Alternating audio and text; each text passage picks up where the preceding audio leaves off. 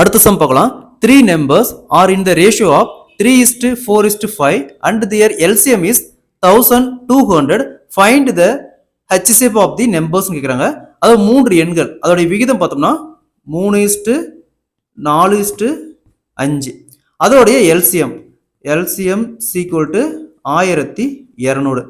HCF என்னன்னு find பண்ண சொல்லியிருக்காங்க. இந்த மாடல் சம் கொடுத்தாங்களா, அது 3 எண்கள் கொடுத்துட்டு LCM கொடுத்துட்டு HCF ஃபைண்ட் பண்ண சொன்னாங்களா, இந்த 3 எண்ணையும் அப்படியே பெருக்கிக்கணும். 3 × 4 12, 12 × 5 60 equal to 60.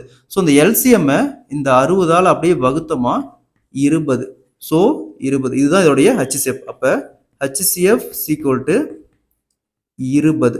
Option B is the correct answer. So அதே மாதிரி இங்க பாருங்க, இதே சம்ல 3 எண்களின் விகிதம் 3:4:5. அதோடைய HCF equal to 20ன்னு கொடுப்பாங்க.